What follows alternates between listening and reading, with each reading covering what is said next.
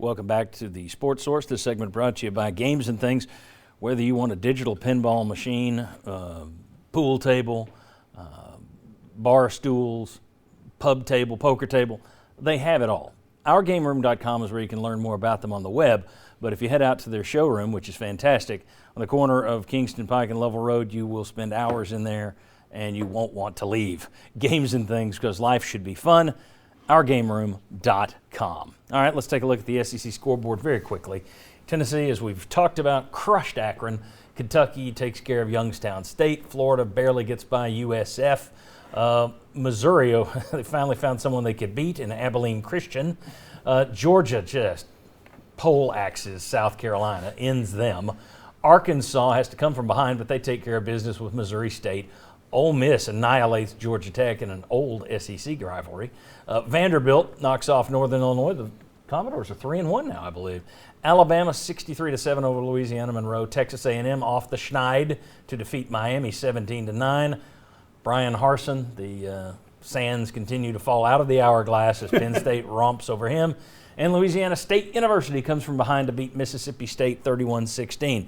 In this segment, I asked Jimmy, Josh, and Chuck to take the wipey board, put Tennessee in the middle. It's their way of kind of showing us where Tennessee ranks in the league, and we don't have to do all 14.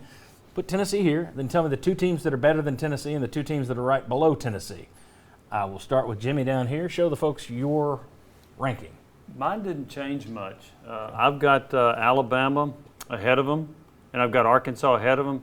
And then right below with Kentucky, I actually put Florida right underneath that because I think they've got a better win than some of the others I considered, meaning they beat you. Right. So I kept Florida at that position, but that's where I've got Tennessee. Okay, very good. You know, we said after week one, it's never a good gauge. Boy, Florida has not looked as good since that Utah game, and better hope that continues this Saturday. Josh Ward, what's your ranking? So not much is changing there at the top. Georgia, I would still have number one. So Alabama, Arkansas, then Tennessee. You could kind of bracket Arkansas and Tennessee. And if the Vols win next week, I'm going to move them up. So I'll tell you that ahead of time. And then below, I struggle. Kentucky, impressive win at Florida, who we're now starting to question, well, how good are they? And we're going to find out in the next week. And then I said last week A&M should be higher. It's a talent thing still. I think they're better at quarterback now with Max Johnson, and they got a nice win against Miami. So I put Texas A&M up. Okay. So you have Tennessee fourth overall. Is that where you have them as well? Did you have them fourth in the league? Is that right? Yes. Okay. Chuck. Well, here's the most accurate list you're going to get today, guys. I've moved the Vols up to number 3 overall. There you go. And I'll tell you why. Of course, you still got Georgia first to me, and that was a historic win for them, margin of victory that they had. And a terrible loss, South Carolina, the way that stadium emptied, that was not a good look. Bama, I think Bama's gettable too. I'll tell you what. Tennessee, I got up there. Whoa. Kentucky, I think Bama is gettable. You mean by anybody? You mean by Tennessee? I think by Tennessee. There you go. He's all in, baby. Kentucky is ahead of Tennessee in the national rankings. Beat Youngstown, so I mean I kept them in there. Texas A&M lost two defensive backs to targeting. They had a couple more defensive backs suspended, so it's going to be a little bit of struggle for them, I think. So I dropped them and moved up Ole Miss. Okay. Lane Kiffin, 42-0. Georgia Tech, not that good, but still I moved them up. Arkansas is in the SEC too. I understand, but they really struggled with Missouri State, right? They were trailing for the big part of that game. We don't have time. Okay. All right. It's a Tennessee show, not an Arkansas show. Right. Here we go. We got to get to our VFLs. We're going to play a little game here called Will They or Won't They? And I'm going to ask them questions. They tell us if Tennessee will or won't, or Florida will or won't, depending on their views. Number one, Tennessee has lost 16 of the last 17 versus the Gators, yada, yada, yada. We know that. In that time, they only went over 450 yards, total offense, in one of those games. It was 2016 when they beat Florida. My question, will Tennessee put up more than 450 yards of total offense versus Florida? No, no, no. Ooh, wow. I am honestly surprised by that. Sterling. Let's go to Sterling. You don't think Tennessee will put up 450 yards on Florida? No, because Florida's still Florida.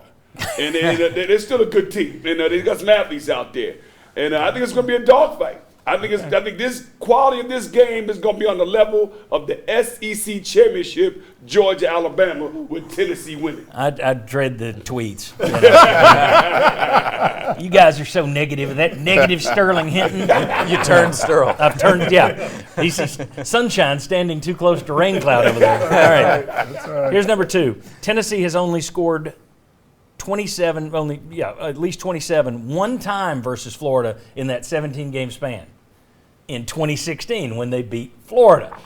So the question, will Tennessee score 27 or more this Saturday against Florida? Yes, they ain't going to get 450 yards, but they are going to get 27 points. Yeah.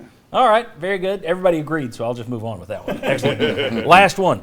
Florida has scored at least 26 points each game of their 5-game winning streak over Tennessee. Will the Gators score at least 26 on Saturday?